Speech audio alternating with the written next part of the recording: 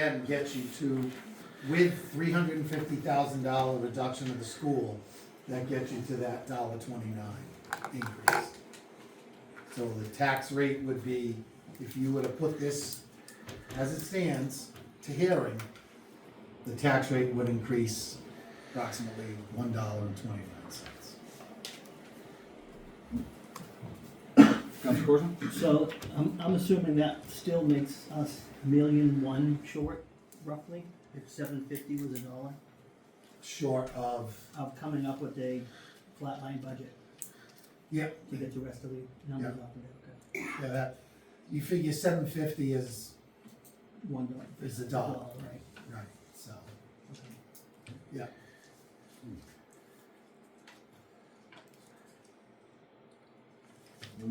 Councilor Higby?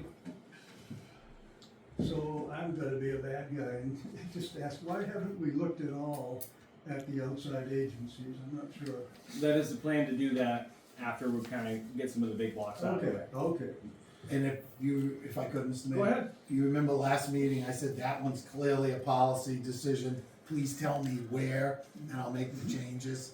And we had a discussion, I think, about if some of them overlap and if they don't. Sure, it sounded like you were kind of checking in on that 129 we hadn't yet looked at, so that's all, I was just checking. Okay. Yeah, no, we were just filling in with our, stacking up our bricks, and then we'll get the mortar from the smaller stuff. Anything else from council, Councilor Morency?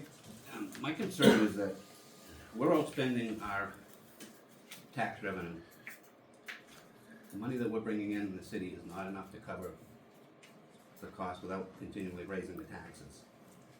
And I've seen some of the agencies take hits that are costing people, that are costing chiefs, that are costing resources, and I don't wanna come across a bad guy, but then we hit the school with petty cash. With a $1 million+ increase. I don't think that's fair to the city. And it's nothing against the school, but it's just a deep pocket we haven't even dove into. We're told that we can't touch it, it's gonna hurt. We know it's gonna hurt. It's hurt the other agencies. We scalped the other agencies. Okay. I think we need to look deeper. Alright. Right now, it's $350,000 is the reduction in the school that I have to the $1.29. Okay. So that Go ahead, Councilor. 350 is with the 1,000,000 added on? I don't know what was 1 budget million. was $1 million more, wasn't it? Yeah, so it's 350 less than the 1.5 plus.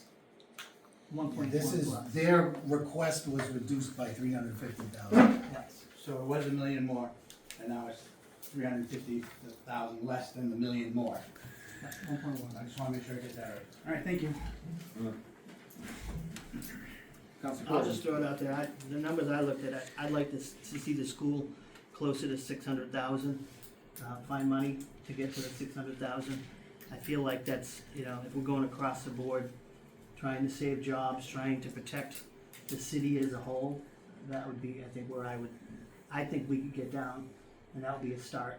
I do think there's 4 or 5 other areas that I also see. I see some just weird numbers in some of these, and they still haven't really been explained to me.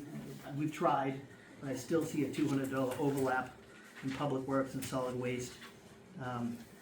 I see some potential in capital improvements. I don't know, if, we're set for some of those large purchases. I'd like to see some justification on those. And there was the PD7s which we talked about, the administration. There was a $240,000 increase, and I know that we had talked about filling the position, and then there was $150 for the reassessment. That falls under admin, correct? All right, so that's where that came from. I'm trying to keep it all straight in my mind, so I apologize for that. So, if I could on the Public Works, I know no other way to explain it. Yep. What's in the Public Works budget this year is what we need for that amount of staff with the reduction of those positions.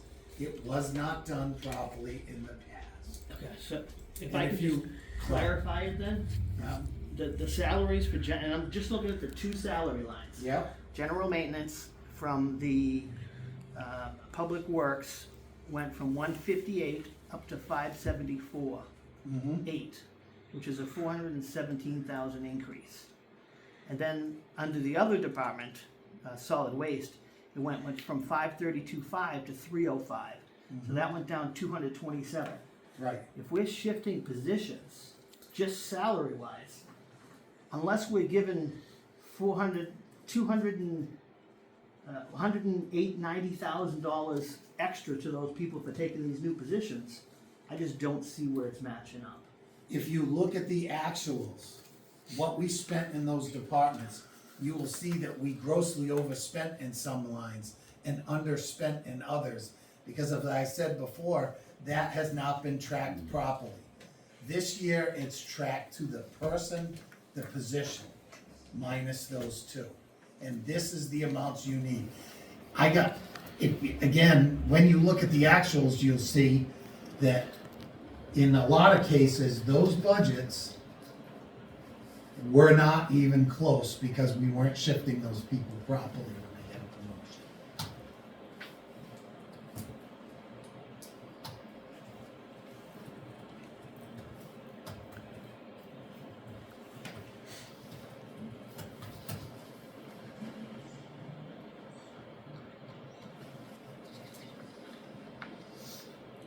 Counselor? I'm still not seeing it. I mean, I see that the numbers say that we're way over on the general maintenance side from what we budgeted. It looks like it's 40 plus 6, almost 80,000 more so far. I know we're not to the end of the year yet. But then on the other side, that same line item, we're down about 240. So it almost seems to even out as far as the two line items go.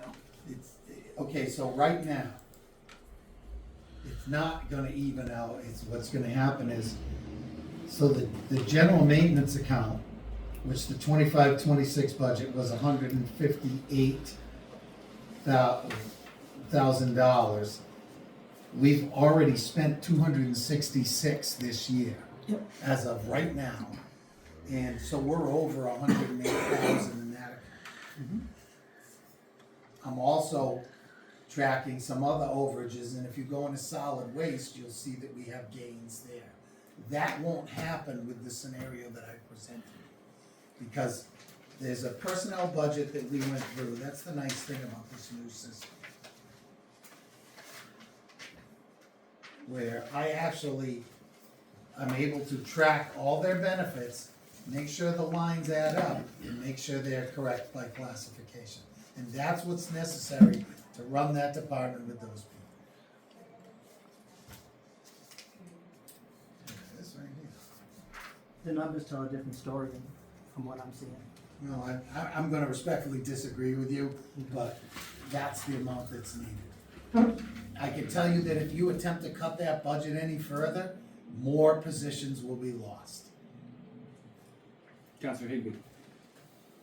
So, as I'm listening to this, I'm wondering if this is what you're saying. Yeah, we had two classes of people in the wrong places, I get that, well, whatever. Yeah. We had to swap some Right. folks. In addition to that, are you saying we overspent, even if you take the total of those two, the amount we'll end up with at the end is more than those two together this year?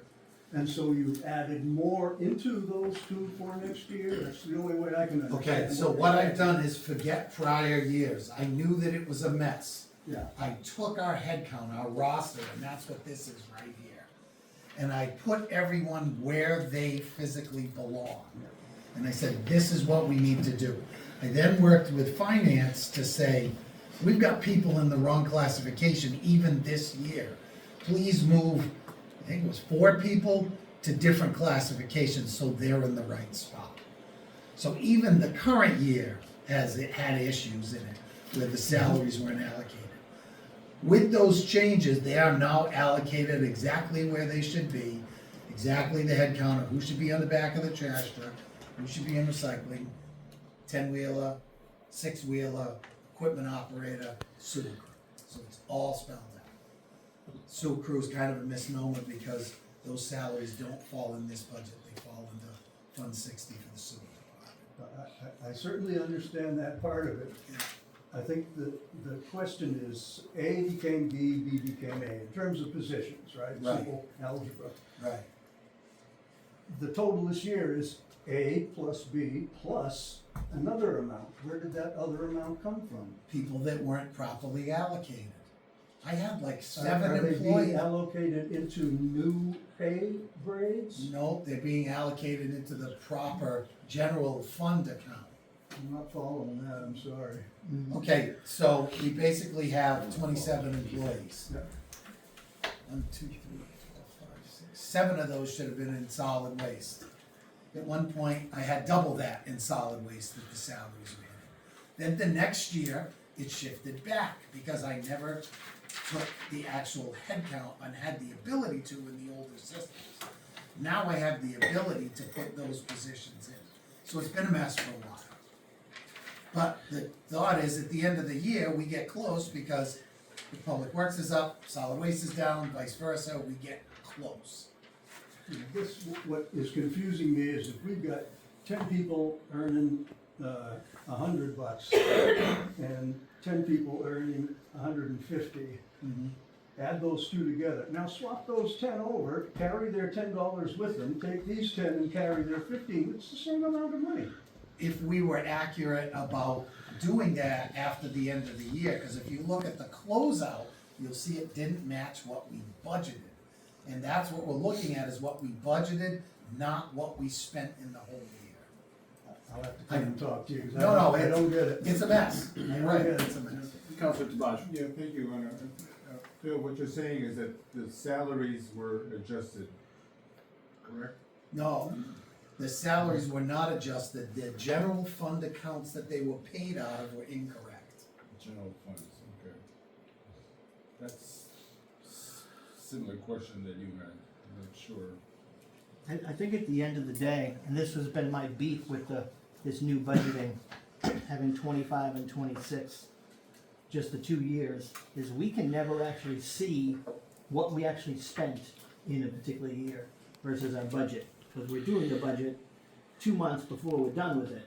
So unless I'm gonna throw in a 80% calculation, times 1.2 or whatever, to get to the 100% for the entire year for the 2 or 3 months that are missing, I'm just guessing at a final number. So as I'm looking at these numbers here, even the ones that we switched, even if I'm multiplying those by a factor for the 3 months we're missing, 75% or whatever, I'm still not really getting to the missing 200 from what we've spent so far versus even if we shift them around and do all this other stuff. So for me, I don't see it, and I probably won't see it, but I will come July 1st, once we have our final budget, I'll take another look at it.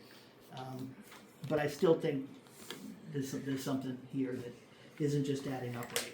And that's not someone's doing something wrong or unhanded, it's not making sense to me, so I think I need to take a look at some final numbers, once we're all the way through the year, I think. I'll leave it. Alright. Council comments, questions? We had the 1 mark for the school, Counselor. I'm sorry, what was that? Counselor Corson, What's that? talk about the school. Yeah, so the school, I had 3 areas that I don't think I ever really got clarity on. Let me just pop it open here, sorry.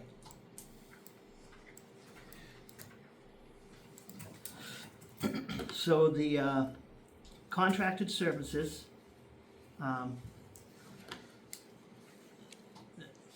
just kind of trying to figure out what those were, from when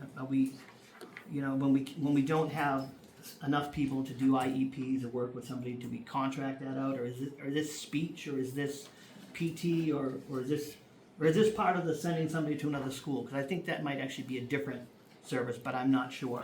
And then there's the purchase services, which that was a pretty large increase. We had at 1.8 and it went up to 2.4, so that's a $600,000 increase. That's 26%. It's a pretty big jump there. I don't think we ever really got some clarity on that as well. I think we could probably find some money there, unless we know what it is. And the last one I had the question was the equipment and computers. It jumped from 77 to 238. And I know they mentioned something about buying Chromebooks. And then I have to ask, how many Chromebooks are we gonna buy? I mean, is every student getting a Chromebook? Yeah, so take them home. Every student, all 950 students get a Chromebook? I don't know about well, I don't know about the elementary grade, but I know high school wise. And so the question becomes, did they have a Chromebook last year? Are we not? I mean, we talked about the PD buying new vehicles and stuff like that, and the fire department buying new vehicles. I mean, do we just buy new computers every year? I mean, I don't think they buy them. I don't think they buy them every year. I think they go like a couple of years, like kind of like their end of life. And let's say I have two subject matter experts right there. That's fine. Evan, Tammy, do you have anything you'd like to add? Yeah, go ahead, Evan. If I may, absolutely. The contracted services is a speech language pathologist. Could you speak up, please? Absolutely, yeah. The contracted service account should be up about $125,000. That's a speech language pathologist that used to be a salaried position.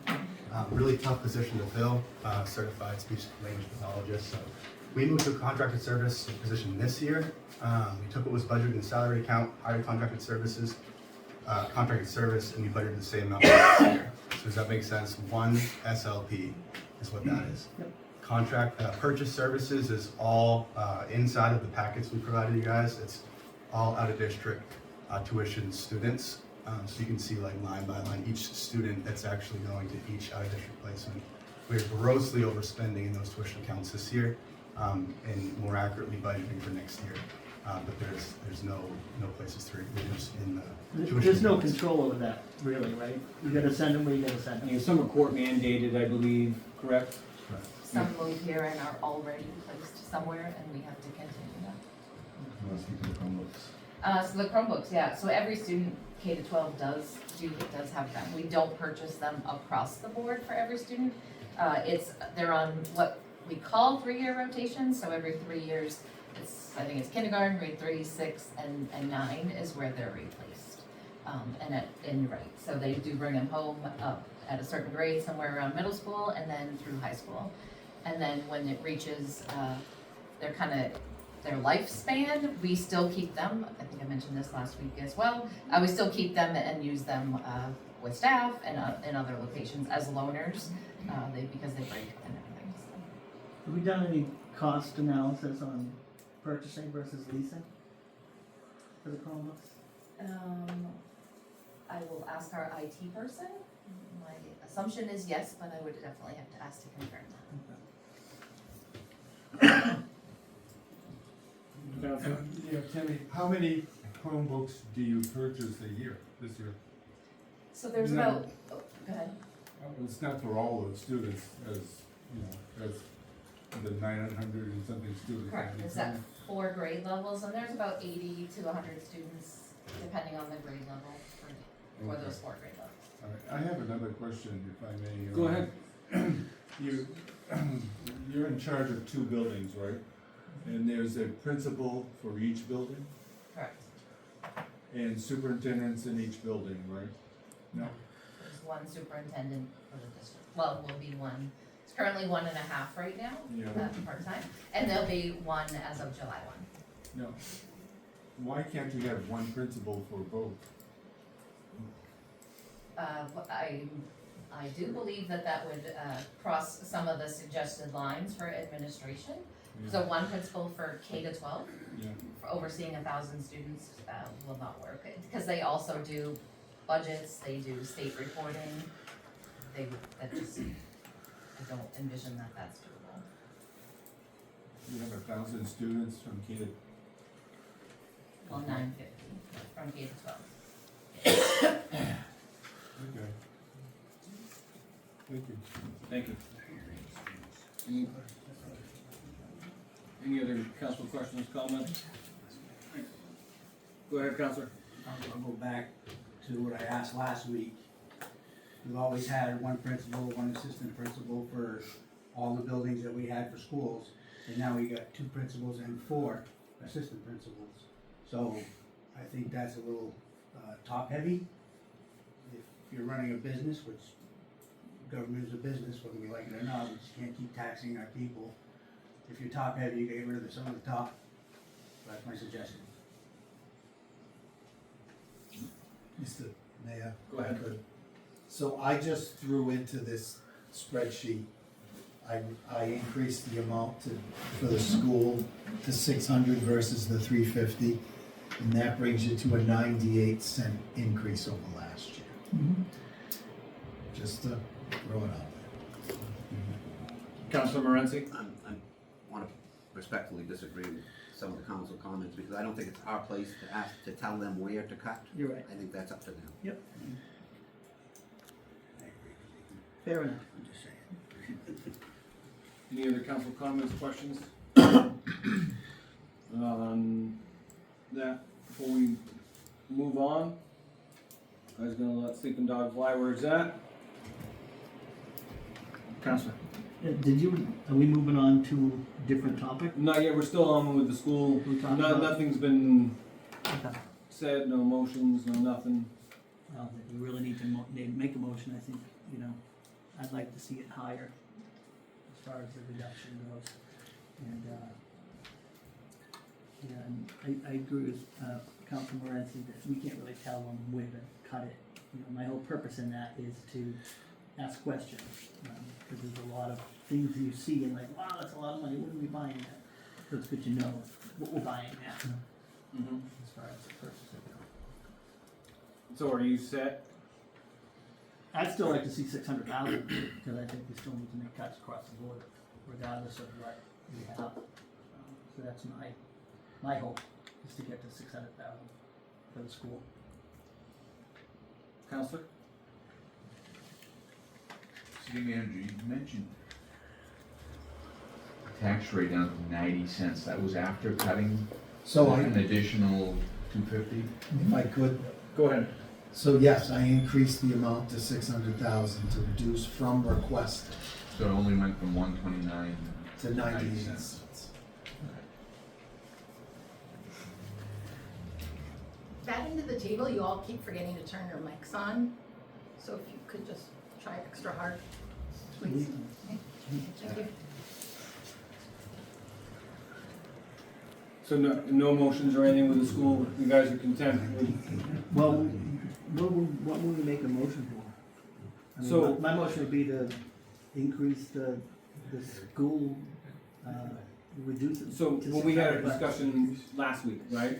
Yeah, We went through and then I made the motions to reduce everything by that much. yeah, no motions yet, I think we have to continue the experiment until we get to the other departments. But that would be my first one, I think police and fire have done, you know, a good Okay. job.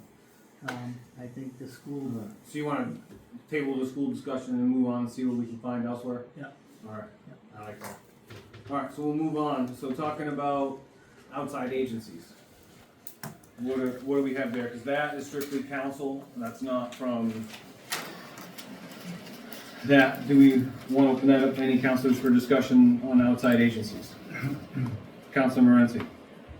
We had the issue of double billing on the animal shelter, Mm-hmm. which I realize they're a valuable source to the city.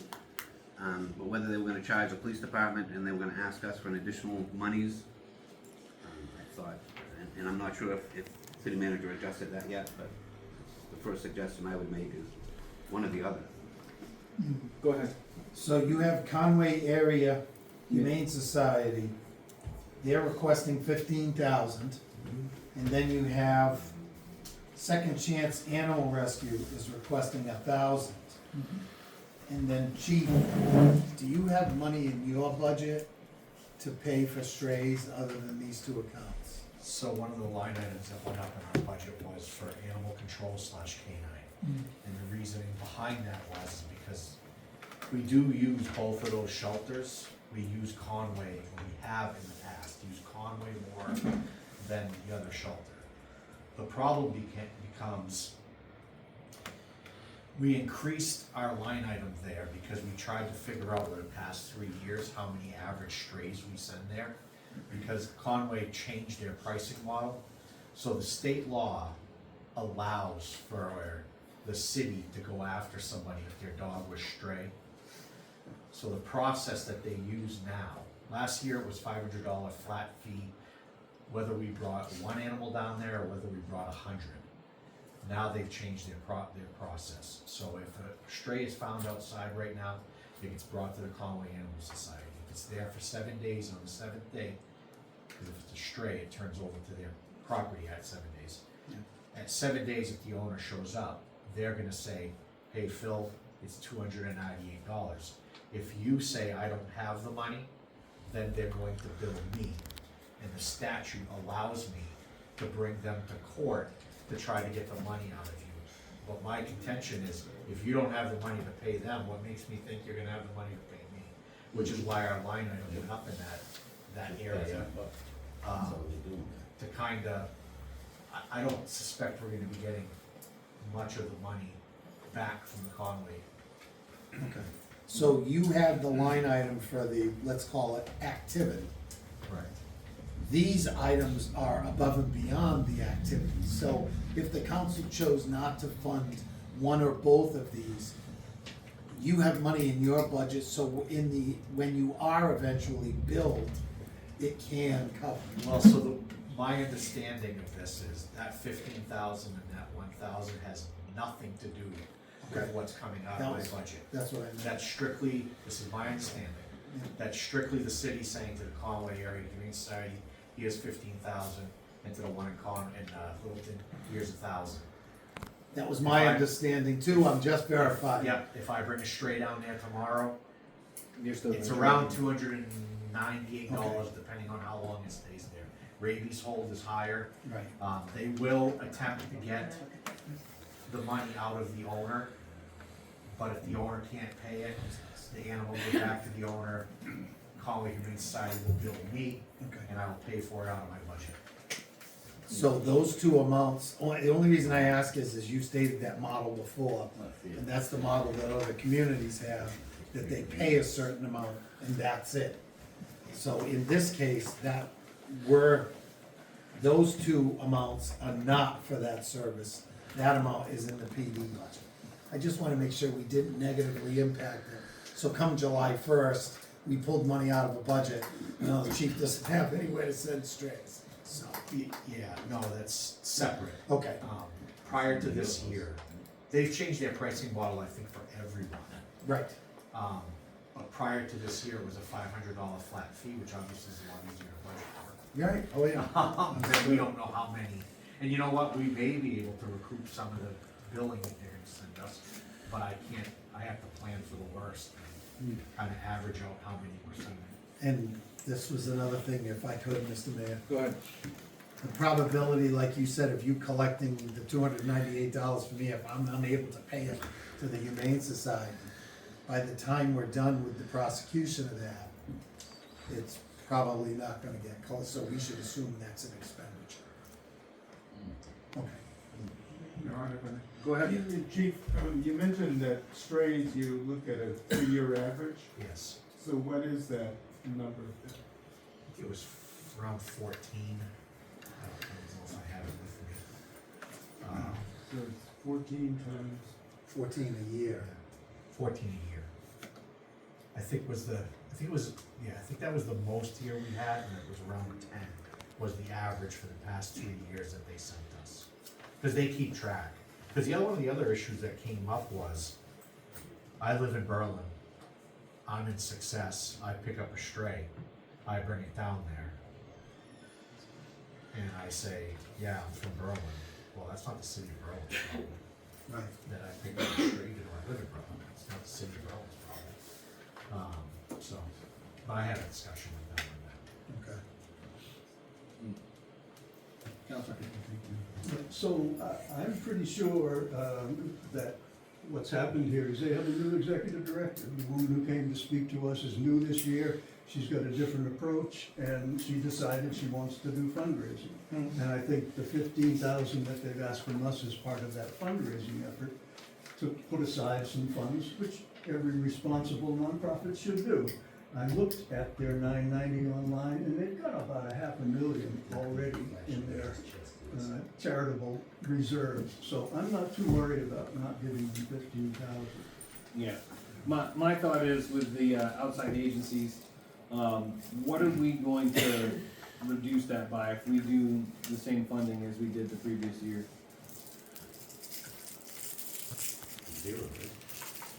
Well, no, I was saying we're still gonna pay out, but it's like, you know, like I know it was they're great and they do a lot of things for the community. It was just not in the climate like Feeding Hope Food Pantry. So, You know what I mean? I'd love to give Oh, them I'm sorry, I didn't 5,000 realize we were extra. talking total to Jim. Yeah, it'll So- be, the budget last year was 113, so it's gonna be about that, except the two municipal fees that we have, the dues are a little bit higher.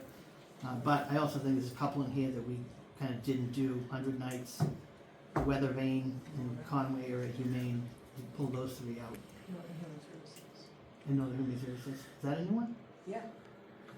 They were at, no, that's the same, they were at 10-1, they went to 11, so we basically each up in $900 off of that. so the Conway Area Humane Society is a new one. Yeah. Weather Vane didn't come, Weather Vane didn't come. 100 Nights, that's a new one. that's a new one, that's 2,200. CASA is actually, went from 500 to 1,000. North Country Home Health and Hospice is at 10,000, was last year. Main Street Program stayed level at 15. Second Chance Animal Rescue was at 1,000 last year, is 1,000 again this year.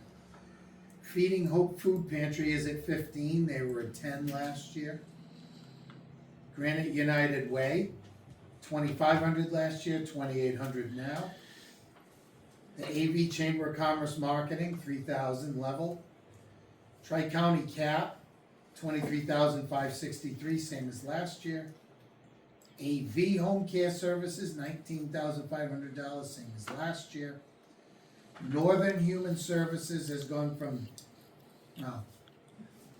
pick at $3 more. They were at 1097 last year, and they went to 11. Yeah. It's not 903. 10,970, it's 10,97. $10,097.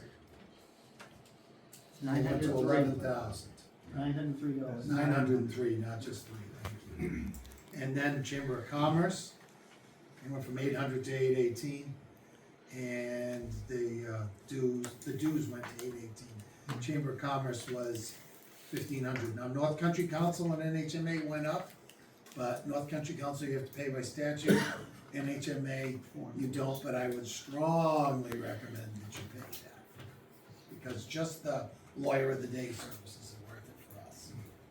Yeah, Your Honor, I know that, going over this list, I know that the county and perhaps other municipalities, pay some of these organizations like, CASA and whatnot. So I need to look at our budget to see what we cover at the county level, so I can bring in the argument that do we really need to do this at our level. So I will look into that. I don't have that information before me. One thing, Yeah. sort of related but not dollars and cents related. With your permission for next year, I would like to put these outside agencies on an application process. Last community I worked in, we spent a lot of time on the application. It queries the agency as to what they do, what's on their 990, their history, and what funds they receive from federal, state, and other municipalities. And it worked really well for the reasons you stated, because when you got the app to consider it, it said what the surrounding communities paid to that agency. And then you could make the discussion. And it also says requested and what they paid. Your segue to that, Your Honor, is that the county does do that process. They have to Okay. come in with an application, they have to present their case in front of the commission. Oops. Okay. Sorry. The segue to that, Bill, is that the county does that process. We request an application, the commissioners have them come in, We have a full discussions on their do's and don'ts and what they need and what they should have. And so, I would highly recommend that we do an application process for the city as well. Thank you. I will throw one caveat to that if I could. Everybody needs to fill out the application, no matter how, I'm getting picked up on his, thank you. Everybody needs to fill out the application, no matter how insignificant the amount they're seeking. In the last community I worked in, the New Hampshire Association for the Blind used to request less than $500, and they sent in the best application. But we had other agencies that felt they didn't need to do it, and to make it a level playing field, you have to ensure that compliance. I'll get you an example of what that would look like. Sounds like a good idea. I didn't mean to hijack you, but I can see what's going on. So what I'm gathering by requests on outside agencies, minus what we have to pay, like with the NHMA, of course being good partners with the chamber, and where there's $24,000 extra in there that we didn't pay last year, minus the slight increase like from the chamber and things like that. Okay. So, because it's outside agencies, I'm gonna ask that the council actually tell me which ones, please. Because Okay. it's not like a budget that I So oversee. we can go through, if any council member has a issue with that, but I'm gonna go through and ask for a motion to remove from that. I think part of the problem with these is, I don't know some of these programs and what they do, so that makes it difficult. But in the same sense, you know, I'm telling the school to cut, I'm telling the fire and police to cut. You know, these are nonprofits that work here, we appreciate what they do, but, you know, this is something that we don't necessarily have to be funding at all, never mind, you know, how much we're having. I'm not saying we cut it out altogether, but just keeping it in perspective. Councilor Virtue. So, I'm looking at these, and as a casino owner in the past, a lot of these people used to partake in the charitable gaming. And I know that a lot of these charities, when we were giving away $5,000-6,000 for 10 days of charity, are now receiving anywhere from $20,000 to $30,000 from that same 10 days. So I appreciate them going out and looking for more money, but I think we can look at some of these seriously and actually not have to give them 100% of what they're asking for, because they are getting, since I sold the casino, I keep up with most of them, and they're getting $20,000 to $30,000 more from when I was running it. So, and they're guaranteed to stay on the list. So what I'm saying is they are getting more money.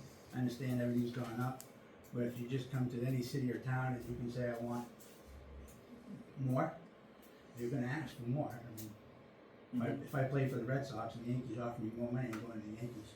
Here we go. Nancy, now we're not friends anymore. Hey. So, Councilor Morency. Just on the other side, I've seen all the good that they do, and it's seed money for them.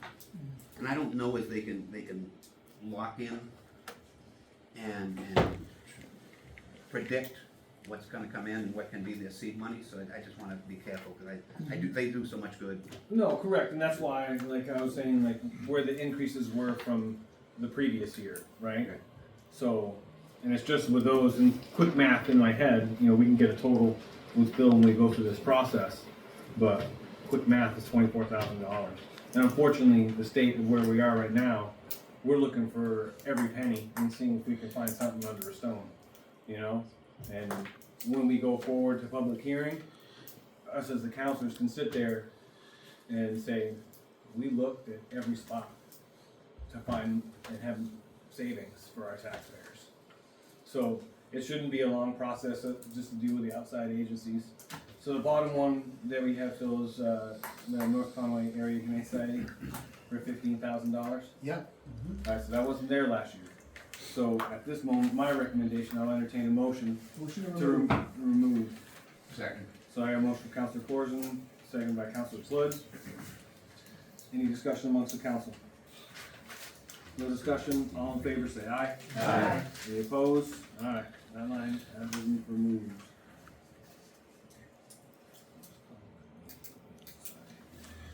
100 Nights was another one that wasn't. Yeah, and then, 100 Nights, what was theirs? 2,200. Alright, so 100 Nights was the other one, which was $2,200. So same thing, I'll look for a motion to remove that item. I'll make that motion. Councilor Ballerino, second. By Councilor Virtue, any discussion amongst the council? Foolish question, what do they do? They've always come and asked, but I don't think they've had one representative, at least since I've been mayor. I haven't seen them. Alright, so no other questions, all in favor, say aye. Aye. Any opposed? Alright, 2,200 is removed from that, outside agencies. What's the next one you got, Phil? CASA? Gas is going up 5 million. CASA went up 500. Casa back to 5? Thanks. But, alright, so same thing, we'll look for a motion to remove the 500. that motion. Motion from Councilor Ballerino, do I have a second? Second from Councilor Virtue. Any discussion amongst the council? Go ahead, Councilor Flood. Why can't we keep it at 500? Oh, there's 500 above, so it's 800. You can absolutely keep it at the $800 request. 1,000. That's 1,000? Oh, 1,000 request. You can absolutely keep it at 1,000. You said last year we gave 500? Yes. Yeah. So you're only gonna reduce it by 5. You And go you're back still- to We'll what go they back have to last 500. year. Okay. Yeah, so we're not removing like that. That's just an increase from the previous year. Yeah. You know what I mean? Which it stinks, and I don't like it. CASA does a great thing, and I would love to give them more money. But yet again, that just goes to show the climate that we're in and what we're doing. The county does give CASA money, just for your information. So, any other discussion amongst the council? No further discussion. All in favor, say aye. Aye. Any opposed? All right, 500 is removed from CASA. So then, the next one that asked for an increase is the Feeding Hope Food Pantry. They went from 1,000 to 15,000. And again, they do great things for the community and fill bellies and all that. And again, the county does, And give them funds as well. same thing, and as an argument, it's 5K, which is silly. It's probably 5 cents on the tax rate, but it's 5 cents to make it more amenable, and that's more that they can put in our fridge as taxpayers. So again, we'll look for a motion to remove 5,000. I'll make that motion. Seconded by Councilor Morency. Any discussion amongst the council? Being no discussion, all in favor, say aye. Aye. Any opposed? Alright, nice have it. 5K is removed from Feeding Hope.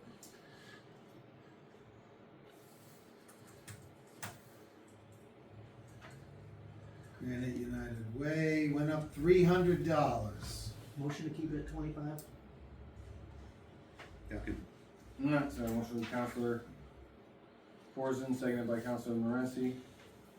That was United Way. Yes.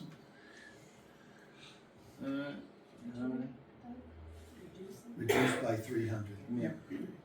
Any discussion amongst the council?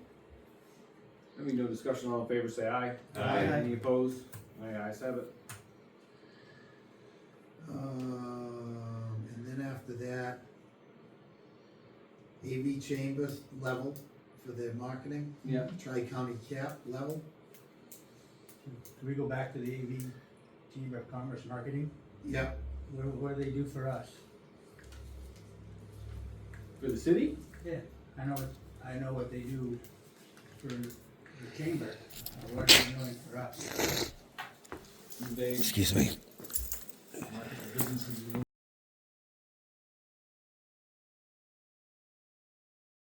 Motion, second from Councilor Ballerino, any discussion? You're gonna reduce that by $903, Yeah. correct? Any discussion amongst the council? Any All in favor, say aye. Aye. Any opposed? Ayes have it. Is that it?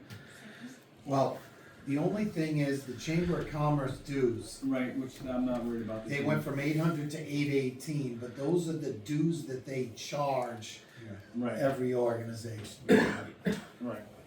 Then you have the Chamber of Commerce amount, that's 1,500, and then, like I said, North Country Council and NHMA, we can. Right, yeah, so really the only thing left is the $18 increase from the chamber's dues. Okay. $24,903 total. Alright. $103. Where does that bring it to with the school at And 350? by 1 second, please. Alright, so if I go here.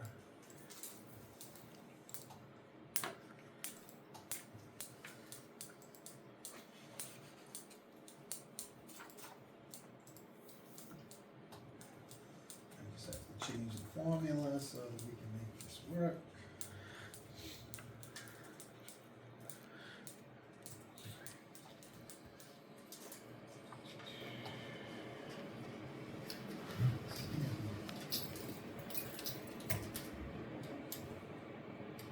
Oh, 95 cents. That's still with the 600 from the school, or is that? 600 from the school, the other amounts that we listed off before from general government. Yeah, what is it with 350 from the school?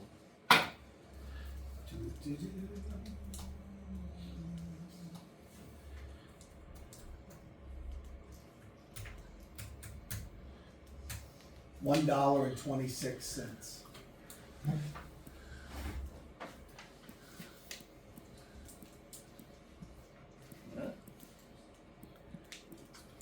Counselor Cliff? I'd just like to say, we're talking about cutting $250,000 more from the school department, and it's only taking the taxes, $1.26 down to 95. 95. Yeah. I think that's, To drop the tax rate $1 is $750,000. I understand that. I just think you're taking a lot, you're suggesting that someone makes a motion to take out $250,000 more from the school department when we're only bringing it down pennies. No, I agree, fully. So, you have the numbers in front of you. Council's thoughts and discussion. Councilor Higby? I'm confused again, sorry. We were at 129 earlier, you mentioned. Yes. Correct. And by removing 24 and 25,000 from outside agencies, we went down to 95 cents. Yes. That's So- with the But school. that was with the 600 for the Right. school. So now you're saying if we don't do the 600, And you do 350, you're at $1.26 we're at $1.26. 3 cents. increase. Okay.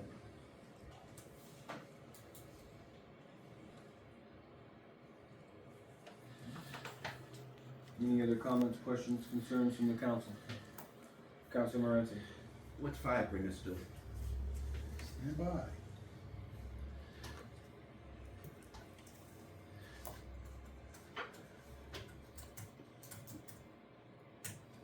$1.07.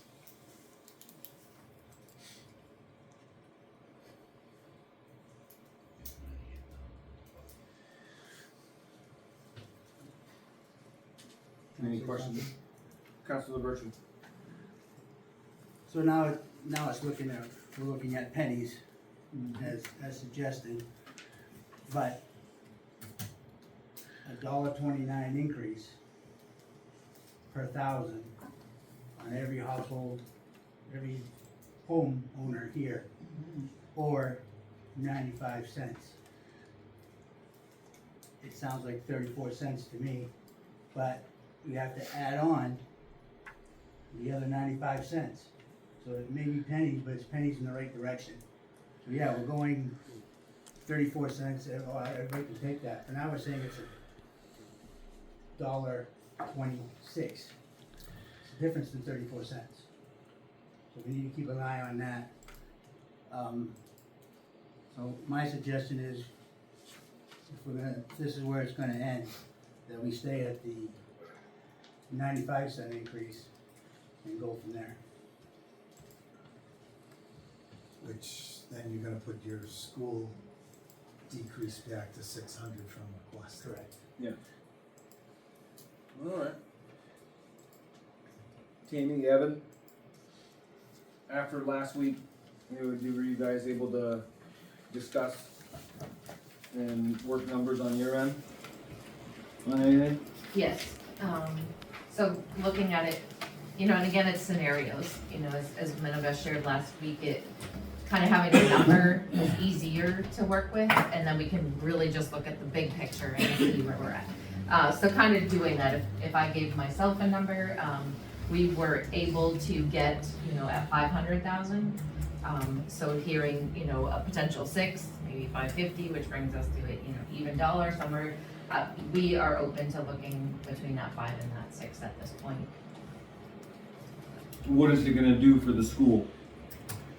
There's still a lot of moving pieces, so it's hard to give you an exact answer. You know, we're still doing our hiring, so, you know, as I mentioned last week, we have to budget a certain amount for staff members. If they come in with less experience, don't necessarily need a family plan insurance, we actually save some funds there, so maybe we don't need to look at the 10% completely off our supply budget, which would be 40,000. So we're kind of at, you know, my general list without fully knowing what the rest of this year looks like and our hiring looks like, would be a couple paraprofessionals, 2 currently unfilled teachers. So we're not talking about people, we're talking about positions. I expressed last week, we already have some savings from our dental insurance rate coming in, an early retirement, some shifts in staffing. So that's what that looks like. This does allow us, you know, at this moment tonight, to keep the Chromebook purchases that we would typically keep, so that students have For up to what, date. at the requested, that's on the table now? Or At 500,000. at 500,000? So my 500,000 draft list is a few paraprofessionals, a couple teachers, a shift in a teaching position, the dental insurance, early retirement, so kind of those line items. So what effect does this have to the student base? There's no increase to classrooms, there's no, There will be an increase in a couple classrooms, grade level, class sizes, but they're still within the expectation that the DOE puts out, okay. unless we get an influx of So, students. and that's kind of part of my concern in this, so yes, all right, so you can go to the guideline of where DOE has that expectation for your classroom, but there's also the elephant in the room, I think, when we discuss the school budget with open enrollment. We do know that that's on the table. And my honest opinion with open enrollment, I think Berlin's gonna be a big winner when it comes to open enrollment. Our school has a lot to offer, especially in the CTE area. So if you get the influx in from students, are you gonna be able to possibly handle that at that request? Well, with the current open enrollment draft, we would be expected to state our capacity. So if we end up, you know, with reductions in our budget, cutting a teacher at a certain grade level, then we would have to say we can't take any 3rd graders or something along those lines. So we set limits in the current draft of the open enrollment. Right.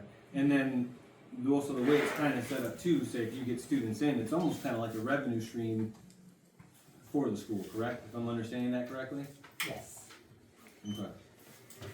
Can be, can be, yeah. It can be, well, because you don't know how many people will want to. Right, you don't know how many people are gonna outplace, but if you're looking at the, immediate area here of where it's gonna go,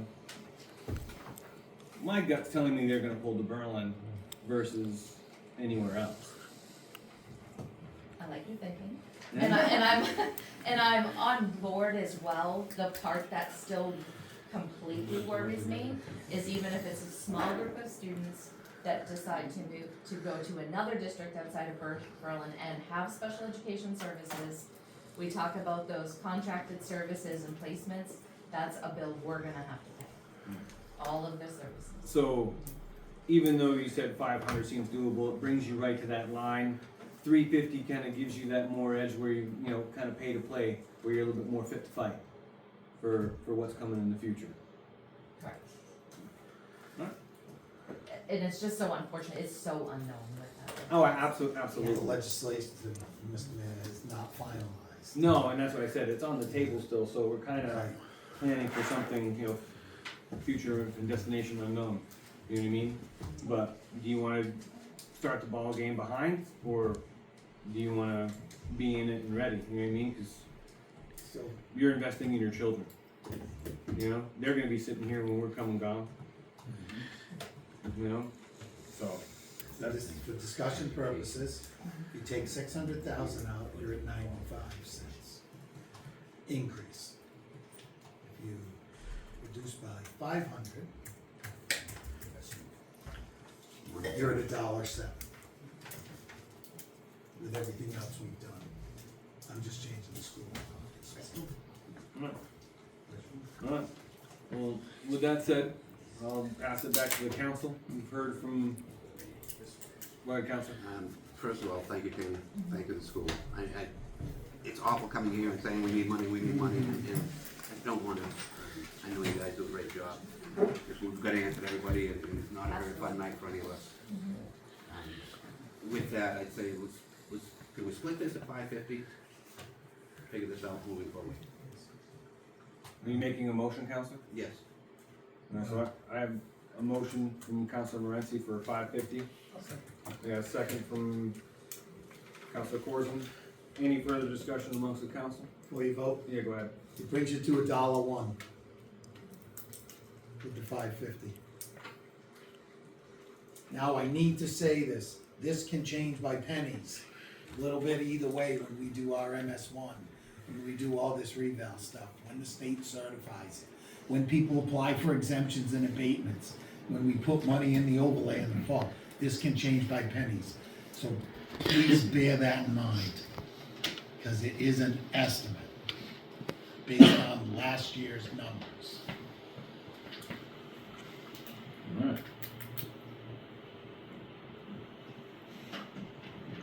Any further discussion amongst the council? Was a motion made? for- Yes, Counselor Morency and Counselor Corson seconded for 550. At that point, there being no discussion, instead of doing a roll call, show of hands, who's all in favor?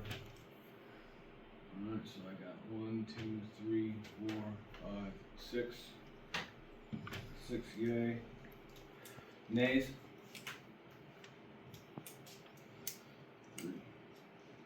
Alright, 550.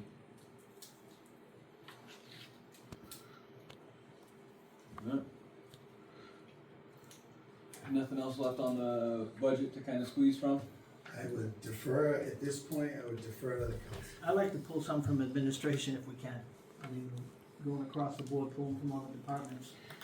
I know it's tight, but I think we need to find something there as well. If you pull from administration, right now, the only unfilled position is the assistant treasurer position that we've talked about for finance. That is the only unfilled position. We're well aware of the reasons that it got placed in there. So at this point, that's what, if you come to me, that's all I can offer up at this point. And I'm not comfortable offering it, but that is the only unfilled position.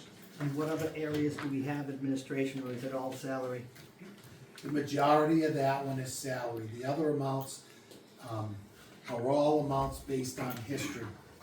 Postage, dues, and if you look at those amounts through there, you'll see that they're very small amounts, but again, they're required amounts. There's a certain amount of training that people have to do. There's professional organizations they have to belong to. The health insurance is a killer. Now, what's the assessment contract going up? For the revaluation, The 25,000? yes. And the professional services? For the revaluation of your utility properties. Counselor Higby? What would happen to the city if we reduced the council, what's the word? Our flush fund. Oh, your contingency? Contingency. Undesignated fund balance? No, No. You have a $10,000 The contingency contingency. fund. I think we could safely lower that to 5. If something comes up that goes past the 5, we can overspend a little bit, but it's gonna hit every taxpayer if we lower it by at least 5,000. If I We could, don't usually spend that much. thank you, that was where I was going. Yeah. You can reduce it by $5,000. Huh? We'll go with it. So you wanna make that motion, Counselor? I will, yes. Alright, so motion is seconded by Counselor Chabaj. He beat you. You're That's welcome. okay. Stood on the draw. Any other discussion amongst the council? There being no discussion amongst the council, all in favor say aye. Aye. Any opposed? Alright, reduced it by 5. This one's big. The ones that pass easy. Yeah.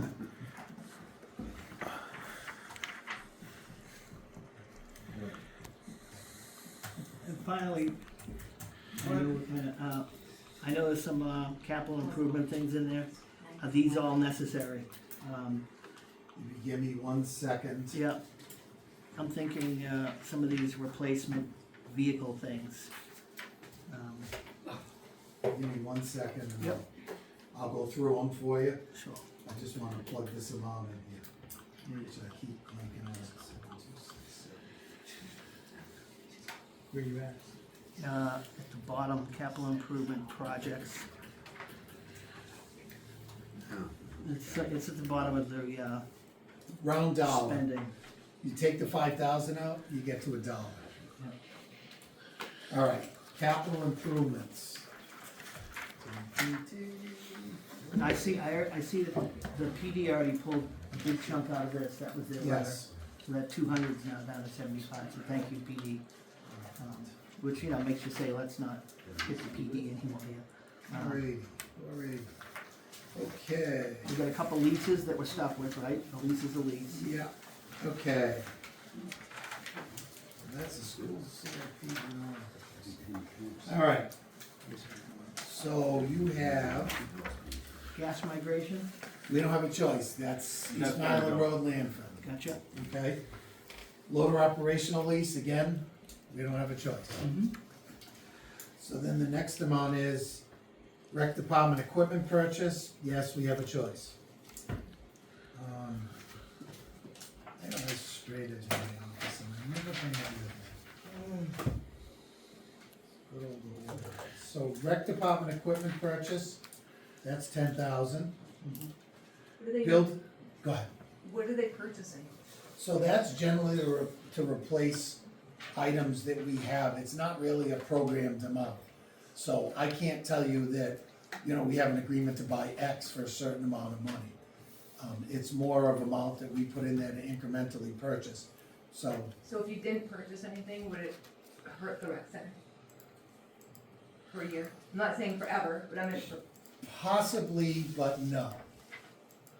I have to say the possibility does exist if God forbid something happens, but no, I don't have something lined up that this is where the 10 grand is absolutely gonna go.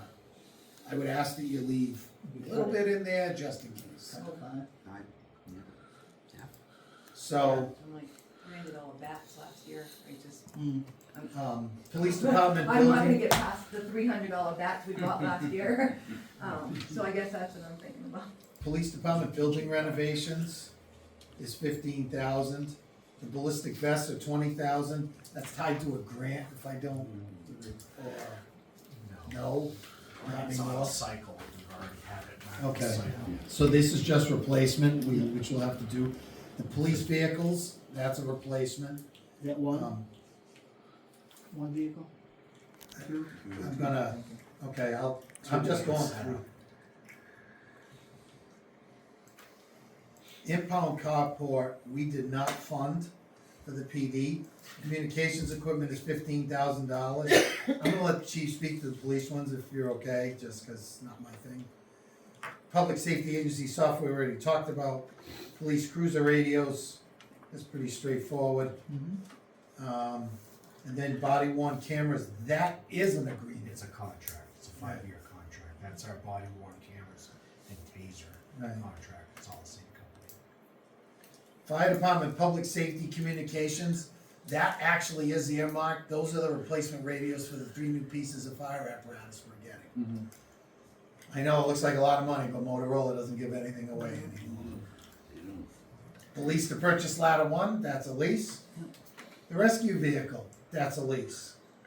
The fire protective clothing, that you heard the chief talk about, that's for your EMS providers. Public Works equipment replacement, that's $75,000, that's the match for the 10-wheeler, for the grant. Remember, we applied for the grant for the 10-wheeler. Pavement resurfacing project, Yeah, touching it. you can talk about that. And then, the city, the raise grant, the city match, that's $227,000. Parks Department equipment, $60,000, again, nothing programmed, but we do use that for improvements to fields. So can we cut that a little bit? If you cut it in half, I don't think it would be a problem for 1 year. A motion to cut that to 30? So, Can we, hang on, cause I might have to. IT initiative, it's 20,000, I would like to retain at least 15 if possible. That replaces our desktops, laptops, et cetera, that a lot of them are getting to end of life. And, we need to replace them, so if you reduce that one by $5,000, we could live with it for a year. So if you reduce that by 5,000, I'm just gonna, IT initiative by 5,000. Parks Department equipment, it's 45. you're gonna reduce it by 30. Then we talked about the recreation one, which was 10,000. Rec department equipment purchase, or you would cut it in half to 5,000? Yeah, so you'd be 40K. So, okay, And I'd like to see what they buy with it. and then after that, That was it. that's pretty much it, unfortunately. I mean, we're not funding our retaining wall, a drain line repair, we're taking a pause on that. All you need to do is ride around and look at the retaining walls in the city.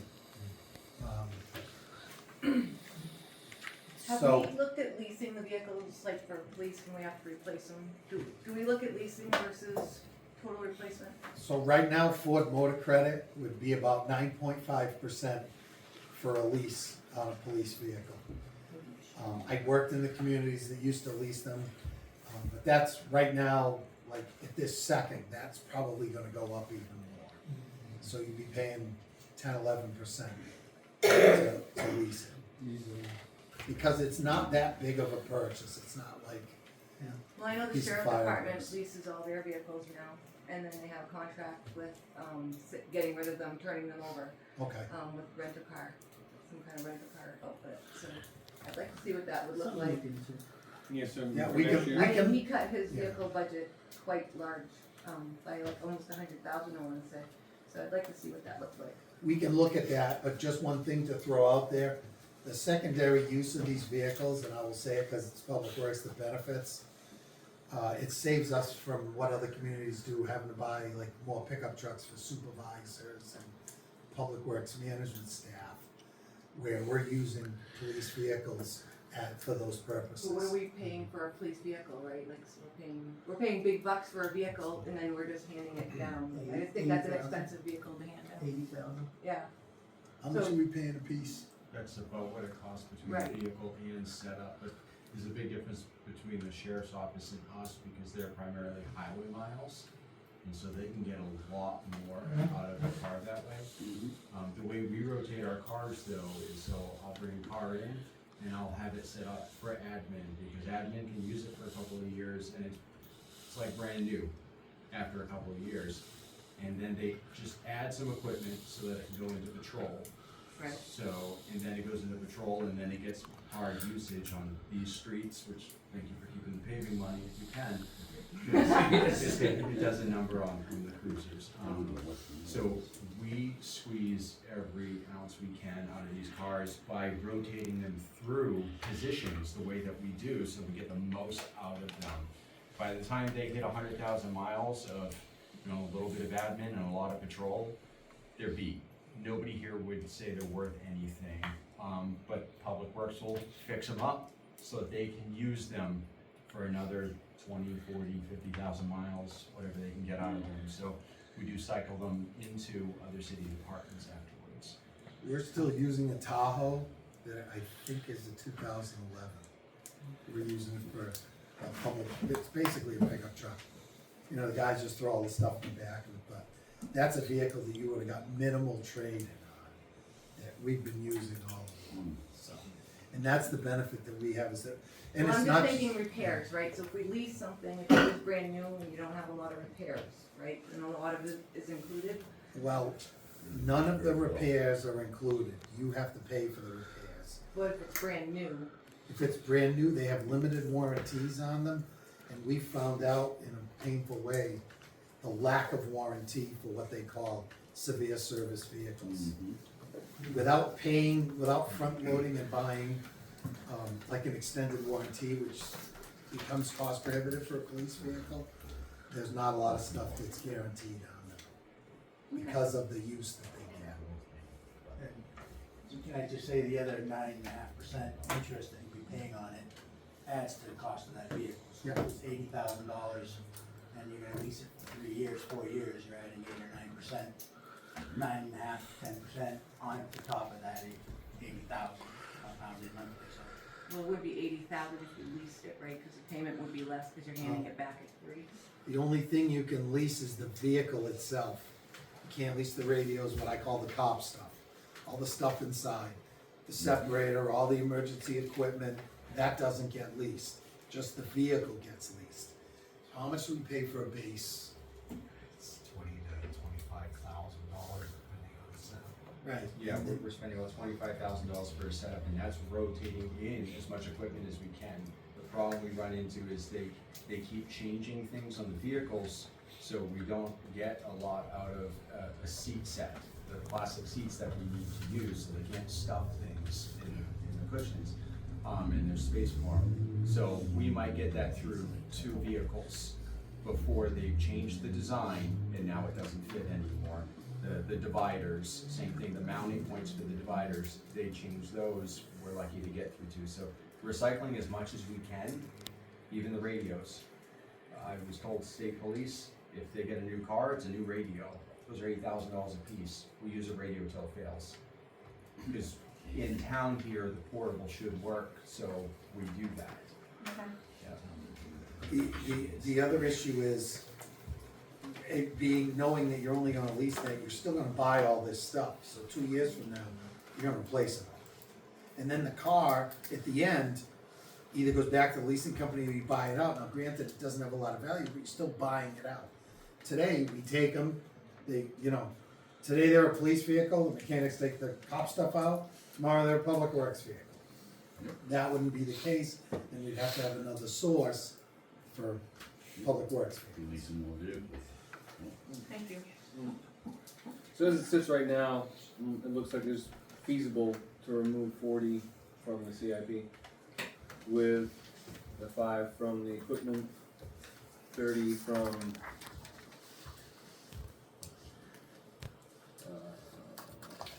yep, I just lost train of thought of that one, and then 5K from the IT. 5K from IT,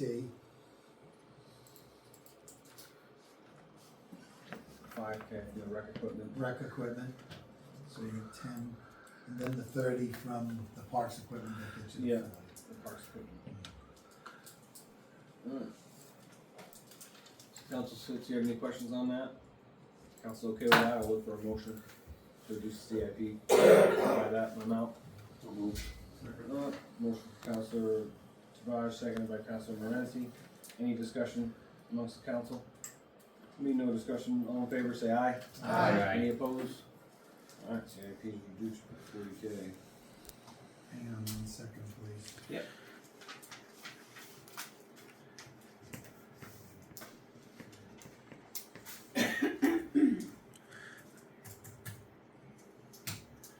So that estimate will get you to 95 cents. It's a 95-cent increase with that amount of block. Alright. Council Corson. A quick question about personnel administration. Some of these accumulated sick leave fund, vacation accrual adjustment, Okay, we talked about PD sevens obviously, but what are those? so the sick leave and the accrual adjustment, those are adjustments that the auditor makes based on the fact that we go from a 52-week year to a fiscal year. Sometimes it's 52.2 weeks, sometimes it's 52.1, it's wherever July 1st fits in. So we have to leave that amount in there so that we can make that adjustment when we close our books out. So we can't calculate ahead of time that we're not in the 52 week?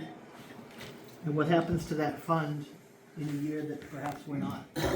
It would go into unexpended fund balance. So it's not like the money doesn't get expended, it hits unexpended. It's another just in case cushion that you kinda have to have in there. Yep. Thank you. The county goes to 53. Any other questions, A lot of comments, agencies do that, concerns they go over. with the council? With the budget? You guys have done great work tonight. Coming in, we started at $1.29 to the tax rate, and now we're down to 95 cents per 1,000. So if you're okay with this, I would ask that a motion get made to advance the budget as amended tonight.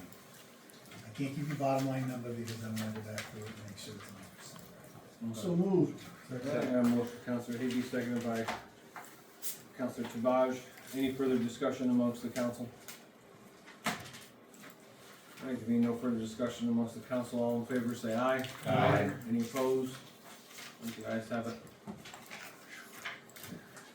All right, next up, on the work session, we have the Hornfield Tennis Court pickleball line request. Phil? Thank you. So you had a request at a prior meeting for, to apply lines to the pickleball courts, pickleball lines, and also to, redo the pickleball courts on Glen Avenue. You also received correspondence in your past packet from, I keep saying that, I apologize, Craig Melanson, too many Melansons. Craig Melanson, that said, you know, we could do this, and you received the cost amount from our tennis courts to do the work. Now, my question is, before we proceed down this road, it was a request that was sent in, I just wanted to bring it up to see what the council wanted to do. My quick hit thought on it, where we have the budget as it is going forward, we do have a good amount of money set in there for paving and resurfacing. It's not gonna take much to actually get the Glen Ave courts done. At last year's paving rate, it's about $25,000.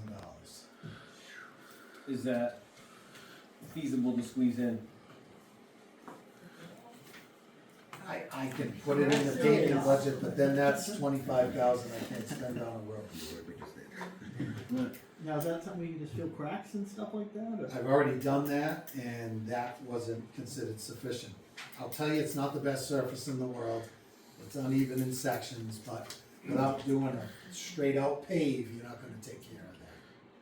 Your Honor, I mean, you know, I'm sure I'm not the only one, but I went shopping yesterday and I was at the checkout with a person I was arguing about, you know, concerned about our maintenance of our streets. Then two other people chimed in, so I got an earful saying, do something about our roads. Oh, absolutely, they're Gonna get horrible. worse if we don't touch, the, you know, penny wise and pound foolish in this situation. Councilor Virtue? So I wonder for the courts, if we could, and I know it's putting it on everybody, but if we could do like a day of caring, and with the public works help, if we could, can we pave it ourselves? We can't, because you gotta pave it with a paving box, and we don't have, So because to if make we it get level. together with the community and say, look, this is what we wanna do, call Morency up, see if he'll donate his machine, and people get out there and actually help the city beautify itself. I don't know, I think it's a way we can bring down the cost, and maybe keep our roads paved too. Just as legit. Somebody, if someone, a group, et cetera, wanted to do that outside of, employees, because I don't think it's appropriate for me to go and fundraise as your city manager. Right. Or other people on staff, but if a group did that, I wouldn't have a problem with that at all. What about the liability issue? Well, there really isn't a liability issue, we do stuff like this all the time. You have a day of caring out here, Yeah. you do work at Heritage Park, we have coverage for volunteers, and any firm that's gonna pay for you is gonna be able to produce an insurance certificate. Councilor Valerino? Thank you, Mr. Mayor. I can tell you that, I had undertaken a task at Orange Field to fix the cracks, over there many years ago. I was gonna do it by myself, which I own a business with Councilman Morency, which I had to contact Councilman Morency because it took so much time to fill those cracks, and we did it on our own. We used our own product, and I can tell you, we spent at least a week or two trying to fill the cracks at Orange Field. Yeah, it was a temporary fix, but it wasn't a great fix. Some of those cracks are huge. So, they used to play pickleball at Orange Field. I don't wanna take away from the school. If Mr. Melanson says that it's gonna be fine, why, I'm just throwing it out there, why don't we just concentrate on one of the tennis, not one, but one area of the tennis courts, whether it's Orange Field, we had a third tennis court put in, so we could do tournaments there. And why can't we just concentrate on the ones at Orange Field? And if there's any cracks in there, which I'm not sure that there are, but I can tell you that, thank God that we don't own a business anymore, because there was. I believe that. The Councilman Morency wasn't much help. Anyways, I just throw that out there, that is it possible to look at one area of the city to do the pickleball courts as long as it doesn't interfere with the school? I mean, that's the major focus here on the school department, but I just throw it out there. So the email I got from Craig and the conversation I had with him was, you can do it, but it's not the tennis coaches in his preferred option. You can do it. And they strongly recommended against doing all three. They want to only leave one court just for tennis, for aggressive, I don't mean aggressive in a bad way, but aggressive tennis. So there is no confusion. So you could do it. Again, there's a cost associated with that, and you just cut the rec and the Parks Department budgets, in their CIP, which is where we typically go for something like this. Well, albeit it's not a lot of money, it's still a cut because the money that's in their operating budgets is already programmed 100%. Just a quick follow-up, I just think that the amount of money that we're gonna spend down there could be used for our roadway, and, that's how I think, I mean, if you come down from St. Anne's Church, down by the train tracks, it feels like you're driving over a battlefield, I mean, it's very bad. Could we use that money for something else? I understand pickleball is up and coming, great, I do not play, the sound does not bother me, at all, but what bothers me is that section of roadway from St. Anne's Church at least down to the railroad tracks, if not further. Couldn't we use that money for that section, is all I'm asking. That's That's gonna gonna be be what done the as the raised grant. Do it, but So- then we can put it someplace else. Yeah, so the majority of that money is to pave Glen Avenue from the town line to as close as we can get to the Cleveland Bridge. Because that's a three-phase project. You go from Glen Ave to as close as you can get to the Cleveland Bridge. You come the other way and you get as close as you can to the Cleveland Bridge. The intersection at the Cleveland Bridge needs to be paved on its own with a high-strength, rigid pavement. The mixed design that you use for all your roads, it's known as super pave, that DOT uses, is not conducive to a high truck traffic turning movement intersection. that pavement slips, just like a scatter rug does in your house, and that's why it's rutted.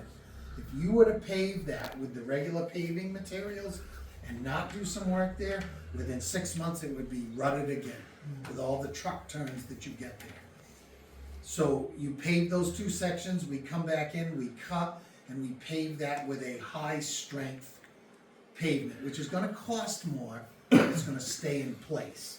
So our plan this year is to go from the town line to as close as the Cleveland Bridge as the money will let us. The paving was $111 in place last year. I don't expect that it's gonna be that this year. I expect it's gonna be more. And I guess just one last thing, thank you for letting me know about the race grant. We all want pickleball, I guess a lot of people do, but what's the number one complaint we have? It's the roads, the roads, the roads, the roads. So if we have money that can be, so I'm glad that that area's gonna be fixed, because it's crazy, but there are many other places in this city that we could use that money for. And if you ask the citizens, I would think pickleball or use it for roads. Oh, all day long, roads. There we go. So I'm done. So, my plan is we're gonna spend no more than $450 on the Glen Avenue project. Have 50 left. I've already got a handful of pieces that are real bad. One of them that comes to mind, which I'm hoping to get done in this year's budget, Pershing Avenue. Anybody that's been up Pershing Avenue, that needs an adjustment from the top, just below the crest of the hill. We would saw cut it, have the paving, we'd peel out once they have the paving company come in. I had these little sections all over the city, so we still need to do those as well. Carl and some other places too. I have like sections of roads that, like right in the middle of the road, you know, we have like 40 real bad feet. We would take that out and replace it. This is not gonna get us back on track, this amount in spending the majority on Glen Avenue. This isn't gonna get us back to our pavement management program that I proposed a few years ago. It's gonna help us, but it's not gonna get us back into that. That needs a continuous annual funding source. Right. And the, One more wrinkle, sorry. yeah, The section of Glen Ave up here that would tie into the raise grant, I've been speaking with staff here and Eric Grenier about it, and the problem there is, there's a large drain line that runs under that road that's in very bad shape from what we could camera. It's got dropped pipes, it's a concrete line, the bottom's washed out, it's in extremely bad shape. We run the grinder over the top of it, we run the risk of really collapsing that. Because of the vibration from the milling machine, it could cause that to be a problem. So fixing the other end of Glen Avenue makes sense. In the interim, we're gonna use our equipment, we're gonna see what we can see. We're gonna try and do it without losing the camera because a lot of the bottom's washed out. But until we address that drainage, and we figure out what needs to be done, it would not make sense to go on top of it, because you'll do more damage to what's underground. To kind of close out the pickleball at the Hornfield, we said no tape, right?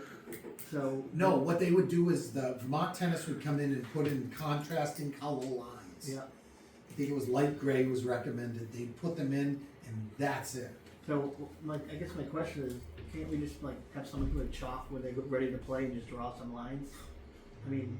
I would strongly chalk- recommend chalk will against wash that. away, I mean, But based on our past history, I would of strongly doing it recommend.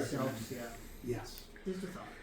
If we were gonna do it, my recommendation would be have Vermont Tennis Courts. I don't think we should do it. One last thing on this pickleball court. Can we just kind of maintain this so that we're not trees growing out of it and you know, being at the Memorial Park area? I would hate to see that grow and Well, just be disgusting. That's what we're doing right now, and we seal coated it and did some crack sealing, but it really needs a shim to make it level. That's its problem, but yes, we cleaned all that up last year, if you remember when they got in there. We cleaned that up and got rid of the trees. Right, and- at least until we can do something more. Yeah. Just maintain. yeah, I'm gonna interject here real quick. Kind of with the theme of the night, you know what I mean? those courts are already done, ready for the high school to play and have their tournaments and compete there, and it's beautiful. If we allow pickleball there, that's gonna be increased spending, which we don't have. We already see that we're pulling from outside agencies and getting every dime where we can get it. The courts at Glen Ave, they're playable, like I said, there's some imperfections, but the residents are just gonna have to give us some time. Continue to play at the Glen Ave courts, and leave those there, and then maybe next year, we might be in a better state. And once we wrap up the agreement, the new pilot with the biomass. That's the way it is, just because money wise. One more thing, we already purchased the nets, we had the money for them. The anchoring system's not the best.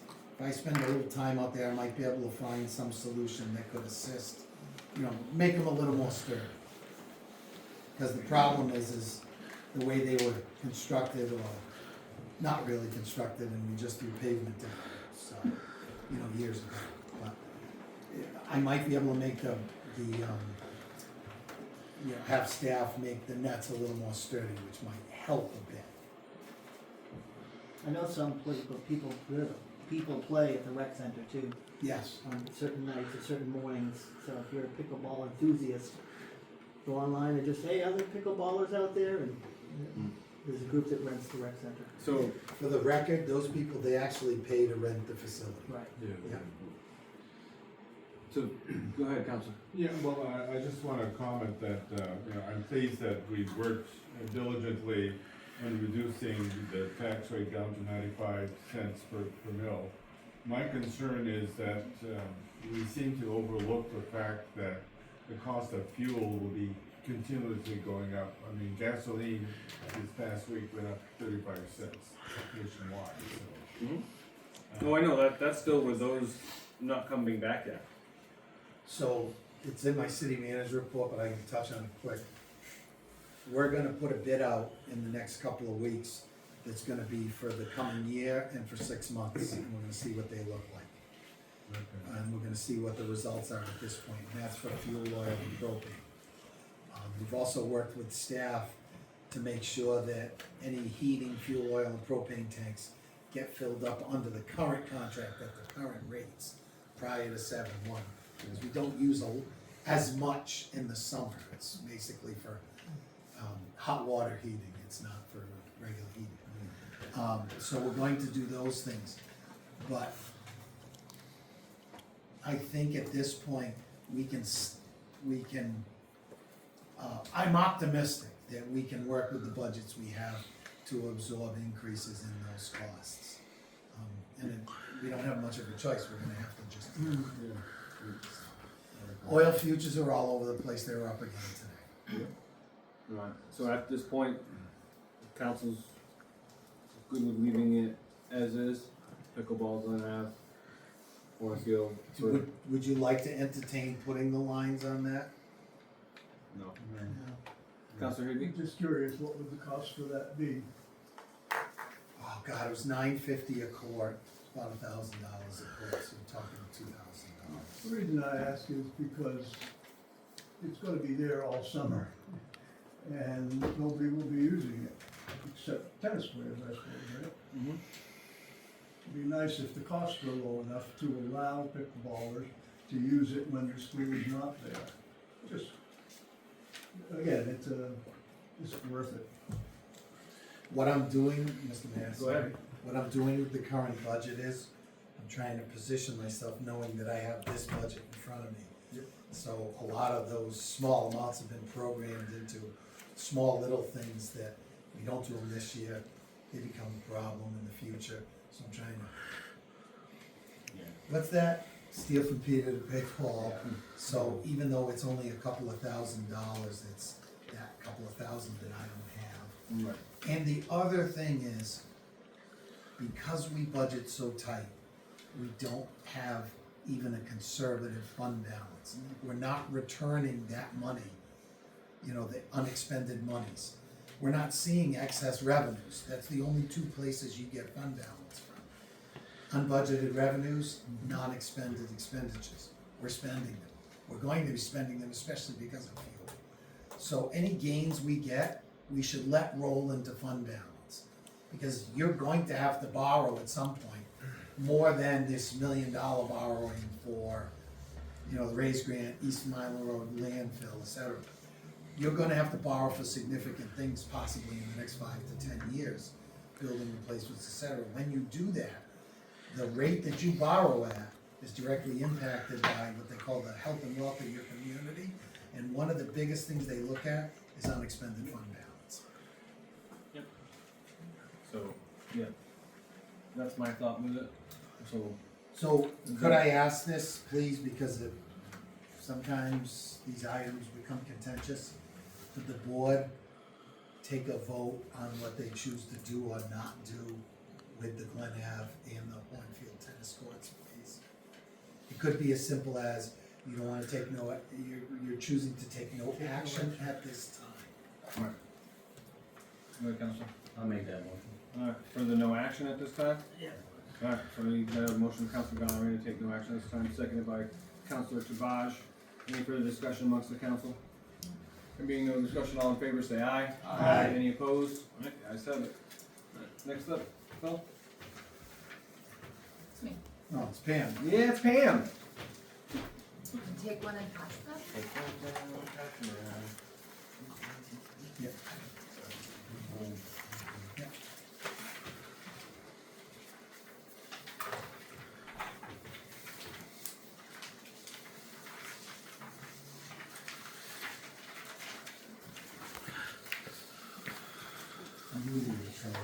In front of you is a letter of request from Kevin and Cassie Mason of 61 Horn Street to purchase roughly, I would say less than a quarter of an acre of what is designated as corn fields, but not the fields behind their house. Page 2 shows the actual layout of their property.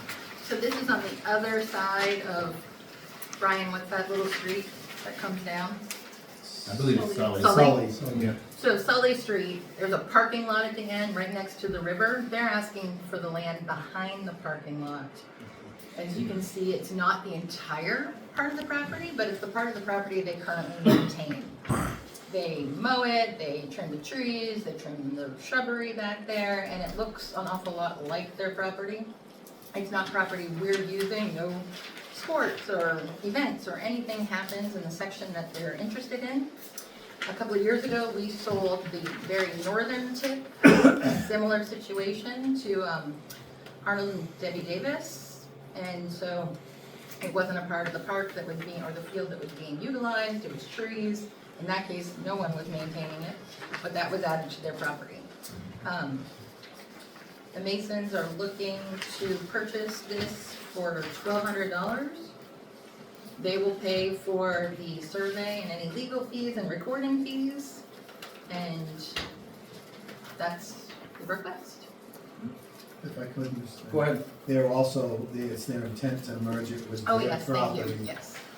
That's why it's called a boundary line adjustment, and they'll make a boundary line adjustment with us. Which will increase the value of their Their property. parcel. And by a small amount, it'll increase the tax. Council. Mr. Mayor, I believe, and correct me if I'm wrong, Pam, and I think you just mentioned it, but they've been taking care of that property for a long time. Since they moved there, which I think was 2019, she said, so yeah, for the last almost 7 years. And without asking anything from the city. Nope. I just wanna make a motion that I would approve this and support it. Motion from Counselor Valerino, seconded by Counselor Qual. Any other questions, concerns from the council? Counselor Corson. Does this property, and I don't know the clarification planning wise, become a waterfront property then?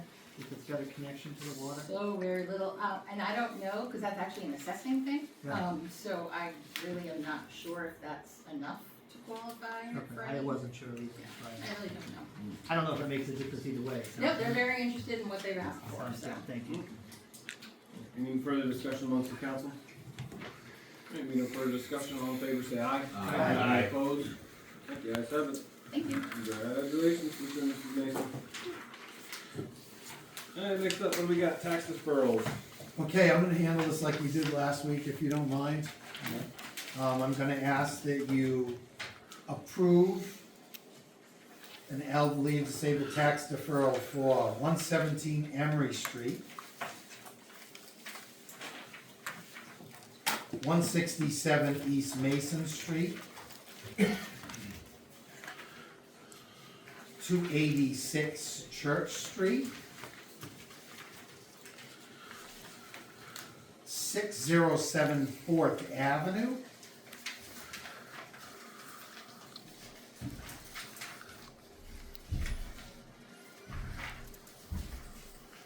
691 Fourth Avenue,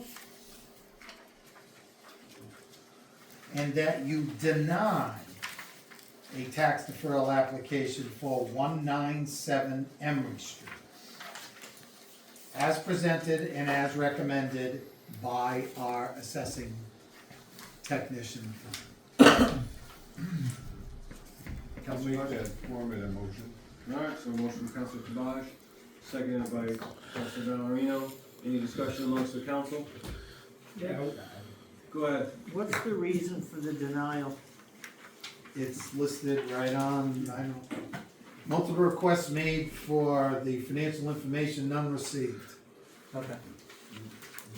Councilor Bertram? So are we, on all these that we're approving, are we saying that they're paying no taxes? No, the elderly exemption, I believe.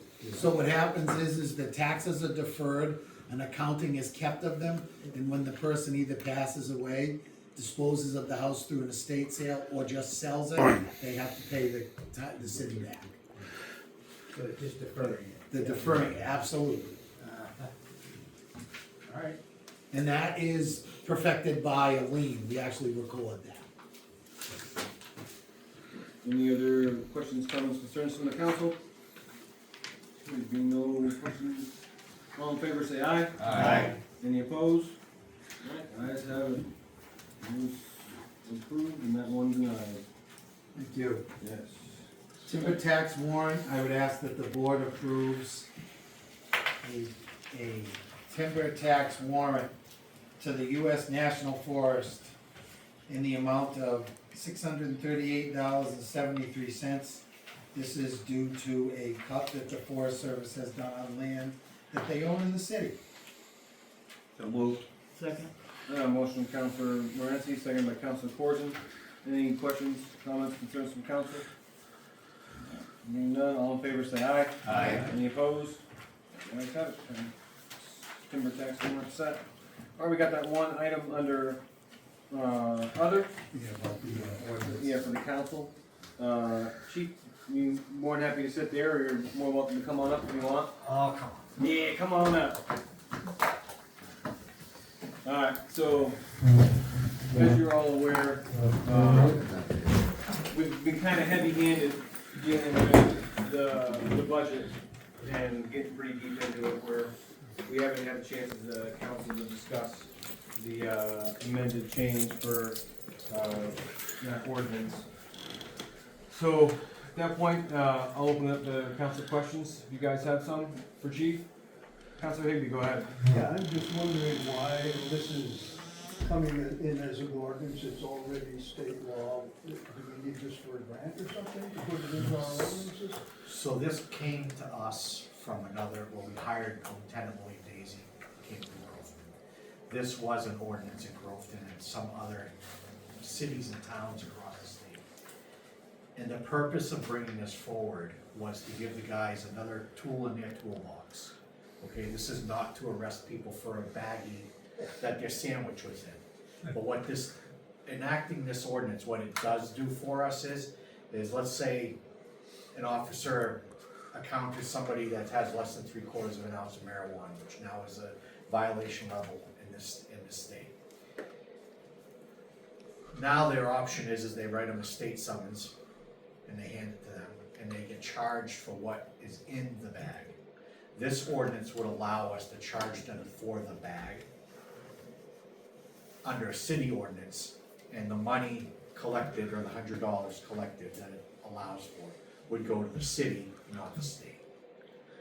It also then doesn't get recorded under the state. It's just another tool for these guys to be able to enforce laws already in existence. I had a conversation with the mayor today. This doesn't mean that if you're taking your blender from your house to your camp and you get stopped by an officer, that you're gonna get charged with drug paraphernalia. As the beginning part of the term drug paraphernalia is defined, it has to have some nexus to a 318B violation, which is the controlled drug statute in the state of New Hampshire. It's basically just another way for the officers to deal with the situation they're already dealing with. And the reality is, the $100 is going to the city instead of the $124 going to the state. It was a lawyer who asked me the question, why is the city doing this when it's already against the law with 318 on the RSA's? Phil? Thank you. So, Chief, if I could, this is similar to the handicap parking statute. We can issue a ticket under our ordinances for handicap parking, the money comes to the city. But you can also, under state law, issue a state parking ticket, and that money then goes to the state. Correct. So this is a similar, you don't get charged twice, is what you gotta You pick don't get one. two tickets? No, you have to pick one or the other, so. So is it left up to the officer? Yeah, it's officer discretion. So does that mean that we as Berlin police officers are gonna charge for the baggie, but not for the drugs in the baggie? Depending on the situation. And how does that work in the criminal courts? Well- Are they technically being charged in the courts for subjective? Yes, they still have their due process rights. For the drugs or for the baggie? Well, if they're charged for the baggie, they have the due process rights for the baggie or the pipe or the grinder, or, you know what I mean? They still have that due process rights, which means we would have to still go to court on it. If you contested it, we would still have to go to court on that ordinance violation. We would still have to prove beyond a reasonable doubt why that grinder is quote-unquote drug paraphernalia, why that baggie is quote drug paraphernalia. Now granted, if you get caught with a sandwich bag with less than 3/4 of an ounce of marijuana in it, it's gonna be pretty easy for us to prove that that baggie is drug paraphernalia. I think the language in it, to me, sounded a little subjective in nature, and the, materials of any kind which are used, intended to use, or designed for use, can be almost anything. And so, but I do like the fact that you kind of dig down into a little bit what you define that as. So, I don't have a problem with this. I guess that for me, like you said, what's the purpose behind introducing it now? If it's a, revenue driving thing, or we can curb drug use at the same time, give some revenue to the city as opposed to the state. I guess that's it. Councilor Virtue. So, I already got people calling me about this too, because I didn't know what the hell they were talking about. So, it says sale of, does it anywhere on there say on the sale of pipes, bombs? No. So this is the reality. If this is a bond, right, and there's no drugs in it, it's not drug paraphernalia. If there's no drugs that are already outlawed by 318B, if there's no drugs in it, you know what it is? It's a smoking device. No different than your grandfather's corncob pipe. Where it becomes a problem is when you put marijuana in this. That's a problem. And as far as the sale of an item, you can sell that same bomb legally in the state of New Hampshire. Where it becomes a problem is when I walk into an establishment and I go, do you have any crack pipes for sale? And the establishment says, yeah, we got some right here. That's a sale of a drug paraphernalia because the establishment is purporting it as a device used in the consumption of illegal drugs. Versus walking in saying, I would just like a pipe, Correct. Or I'd like a glass or sculpture. a smoking apparatus. So the controlled substance aspect of it has to be in there as well. Yes, yeah. If you run into an officer today and you have the crumbs left from your sandwich in the bottom of your sandwich bag, it's not drug paraphernalia. You run into the same officer the next day and you are, you know, conscious of conservation, so you have that same baggie that you had now put marijuana in, that baggie is now drug paraphernalia, or coke, or whatever. Mayor? Go ahead, sir. I just wanted to comment on, this isn't the first time that we've looked at ordinances to cover areas that we haven't been able to address either through state law or more conveniently local. If you remember the K2 and the spice, we passed an ordinance on that, we had to address that to find a way to deal with some of these things. Not like he's dealing with the dealing with the possession of these things, which are the starters for the kids and the problems out there. Go ahead, Counselor. Yeah, we, during our, what do you call it, youth prevention. Berlin Coalition. They did bring up, just like you were talking about, the other new ones that are out there. And so maybe it's something that we could kind of chat, talk about some of those other things, because I think that's kind of all stemming toward the same direction of prevention. Because what happens with a lot of that is the chemicals and the ingredients used change so quickly that you're always playing catch up. Yeah. You're absolutely correct. It's an issue right now. Counselor Virtue. So this is no way gonna affect any businesses in Berlin? Not unless they are selling selling stuff as drug paraphernalia. It is against the law in the state of New Hampshire to sell drug paraphernalia. Right, And where a business would come into a problem is if they're identifying the glass pipes, sculptures, whatever you wanna call them. If they're identifying them to customers as drug paraphernalia, then it becomes a problem. Right. But that's already against state law. Right, so wrapping paper, cigarette wrapping paper, Right. you know, It's, my wife used to go buy her dad a thing of Bugle Yeah. and he made his own cigarettes. So I still have the cranking machine in my house to make that, so I just wanted to make sure that no business is gonna be affected unless they're crazy enough to say, yeah, I got a crack pipe right here for you, buddy. like I said at the beginning, this is another tool in the officer's tool belt to be able to use discretion to say, I'm not gonna give this guy a state summons for possession of marijuana or whatever. I'm gonna give him a city ordinance violation for less money for possession of drug paraphernalia. Awesome. Thank you, Chief. Any other comments, questions, concerns from the council? All right. Good, Chief. Thank you. Thank you. No non-public. All right, at that moment in time, we'll take a recess, quick 5-minute recess, and jump right into public hearings. We'll see you all out there.